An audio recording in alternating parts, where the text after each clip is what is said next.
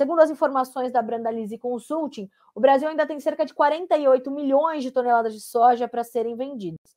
Na análise da Cogo Inteligência em Agronegócio, a gente tem cerca de 30 milhões de toneladas para embarcar. E eu recebi agorinha, enquanto estamos nós aqui conversando, pelo Ronaldo Fernandes, da Royal Rural, o line-up brasileiro né, para os nossos portos, entender o quanto a gente ainda tem de soja para esse mês de agosto, que está só começando. Vamos ver o que nos espera para esse mês. A gente tem no nosso line-up 7.858.820 toneladas, e quem está destacando ali, quem segue na liderança, é o Porto de Santos, com um pouco mais de 3.200.000 toneladas. Aí a gente tem Paranaguá, com 2.400.000, Rio Grande, com 1.700.000, por isso que Rio Grande paga melhor, tá? Nesse momento, Rio Grande é o terminal que paga melhor, porque tem uma movimentação ali mais tímida entre esses três maiores, e a gente vai depois para os portos ali do Arco Norte, né? Então, e também os portos de Santa Catarina, enfim, a Barcarena está com 1.800.000 toneladas, tem até mais que Rio Grande.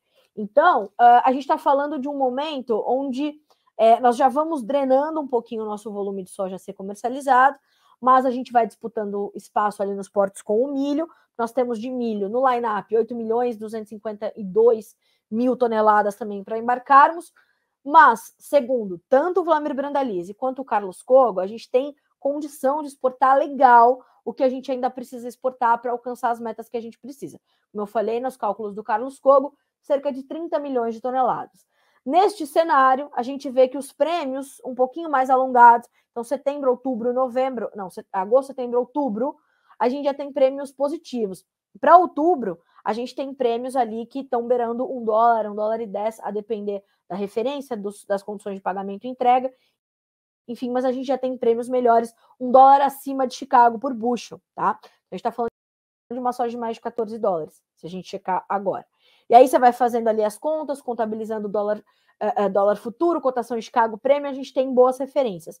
Eu trouxe aqui alguns exemplos que o Carlos Cogo deu numa última entrevista que deu ao João Batista, participei com ele, e ele trouxe, né, esses exemplos e essas sinalizações importantes para o mercado, para a gente entender como esses prêmios já trazem um diferencial significativo para a formação dos preços um pouquinho mais à frente. E ele diz, abre aspas para o Carlos Cogo, para a safra atual, compensa esperar, fazer essa posição de venda e planejar a entrega entre setembro, outubro e novembro por conta desses prêmios já positivos. E ele diz, como referência, ele usa no Centro-Oeste, Sorriso no Mato Grosso, com a soja liquidando para setembro, por exemplo, a R$ 126,35 por saca. Para novembro, a gente está falando de R$ 128,40, são R$ 2 a mais por saca. Faça a conta, né, do quantas sacas você tem versus R$ 2, tá na casa ali de Sorriso, é sucesso. Contra 124 no agosto. Então, a gente tem para agosto 124, Sorriso Mato Grosso, base, referência indicativo, tá, minha gente? Então, ó, 124 no agosto, aí a gente vai para setembro, 126,35, para novembro, 128,40. Vamos para Cascavel, no Paraná, para a gente ter outra referência importante?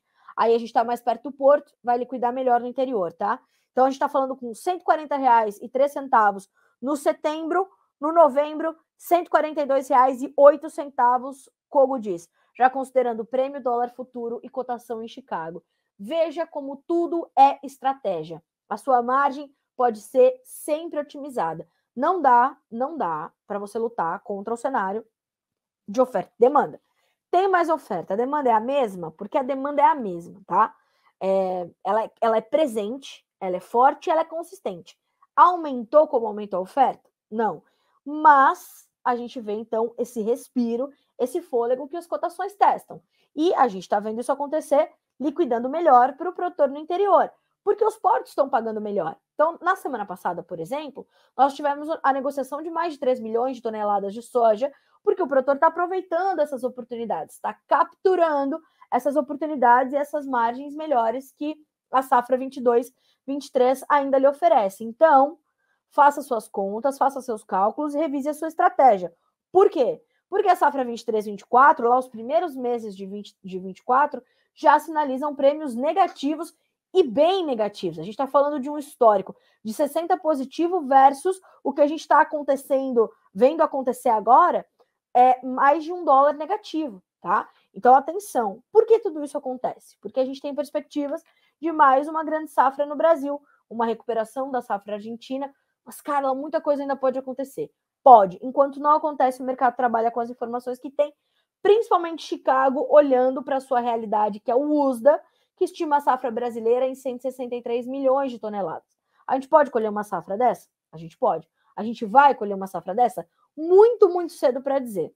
A gente tem consultorias estimando novos recordes para a produção, outras consultorias estimando a menor expansão de área em 17 anos, como é o caso da Pátria. Então ainda tem muito para acontecer, muito para mudar, o que sinaliza principal e primariamente que o mercado tende a seguir muito volátil, segundo os especialistas. Então, olhando para esse cenário, a gente tem que fazer essas contas e tem que revisar as estratégias de comercialização. Usar a proteção de preço. Não sei se você vai fazer hedge, se você vai fazer barter, se você vai trocar por insumos, mas tem que fazer. O que não dá é passar descoberto. Vamos vendo. Não, pode ir vendo, mas coberto, né? Com estratégia, fazendo a sua operação ali de comercialização. Isso é determinante, é o seu diferencial.